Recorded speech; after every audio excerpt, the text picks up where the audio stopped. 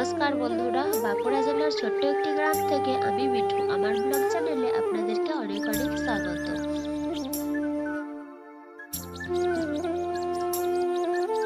আজকে তো বাসি কাজ সকাল করে সারা হয়ে গিয়েছিল, ভালো রোদও উঠেছিল, তার জন্য এক বালতি কাপড় মেখেছিলাম কাচার জন্য। কাপড়গুলো আমার ছাদে মেলাও হয়ে গিয়েছিল। আর এখন দেখো আমার ছেলে স্কুলের ড্রেসটা উজালা দেওয়ার জন্য আমি একটু জল নিয়ে চলে এসেছিলাম, আর উজালা দিয়ে আবার ভালো করে মিলে দিচ্ছি যাতে তাড়াতাড়ি শুকিয়ে যাবে।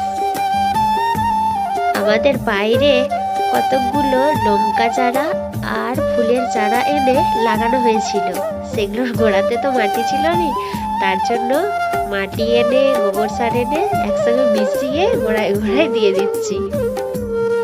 জল দেওয়া হচ্ছিল কিন্তু জল গোড়াতে তো থাকছিল না, ওর জন্য দুটি মাটি এনে গোড়ায় গোড়ায় দেবো বলে ঠিক করেছি। কিন্তু একটু গোবর সার দিলে মনে হচ্ছে ভালো হবে, তার জন্য গোবর সার মিশিয়ে গাছের গোড়ায় গোড়ায় দিয়ে দিচ্ছি।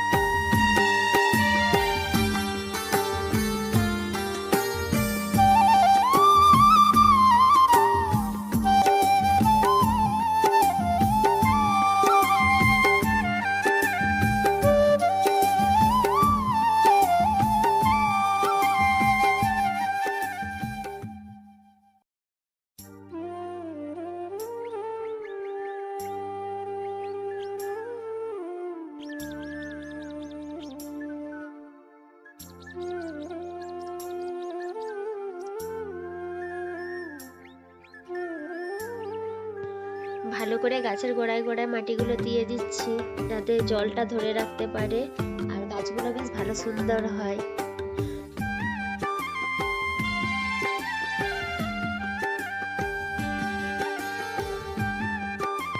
আমাদের তো গ্রামে বাড়ি, তাই চাষবাস তো করতেই হয়। এখন ধান কাটার সিজন, তাই বাড়ির ছেলেরা ধান কাটতে গেছে, সেখানে এরপর মুড়ি নিয়ে যেতে হবে। বন্ধুরা, এইটা হলো আমাদের মাঠ, আমি এখন মাঠে মুড়ি দিতে যাচ্ছি। আর এলের ধারে ধারে দেখতে পাচ্ছ অনেকে ধান কেটে কেটে রেখে দিয়েছে, এখনো তাদের ধান এঁটোনো হয়নি।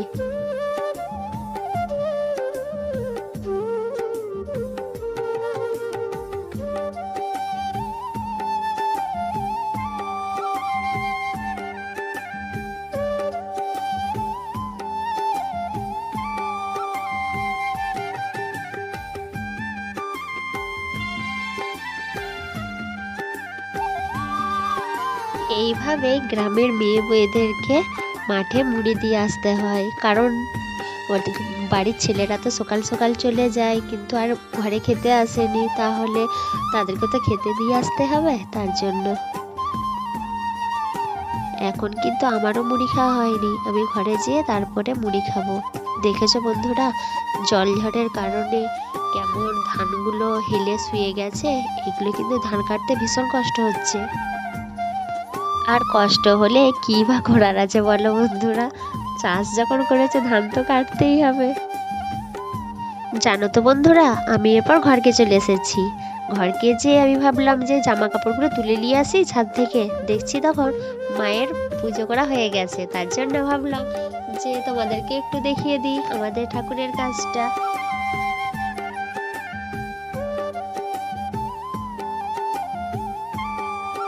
এরপরে আমি চলে যাচ্ছি ছাদে।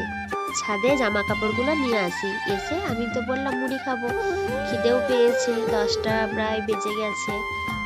আমার তো বিছানা চাদরটা মিলে দিয়ে গেছিলাম সকালবেলায়, দেখছি এই যে হাওয়াতে পড়ে গেছে। এটা ভালো করে মিলে দিই, নাহলে ভালো শুকোবে নি।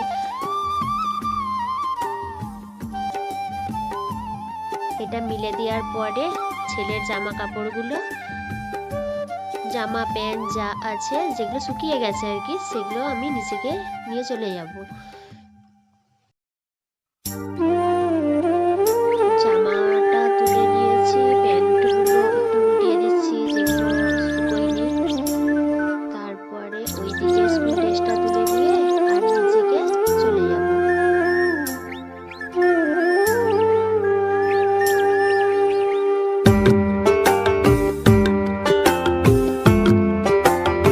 দেখো বন্ধুরা, আমি ছাদ থেকে জামা কাপড়গুলো নিয়ে নিচে চলে যাচ্ছি।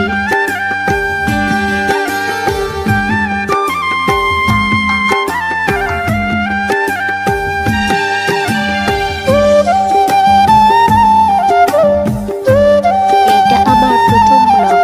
বন্ধুরা, যদি কিছু অসুবিধা হয় কিছু মনে করো না, ছোট বোন বা বড় দিদি হিসাবে আমাকে একটু ক্ষমা করে দেবে।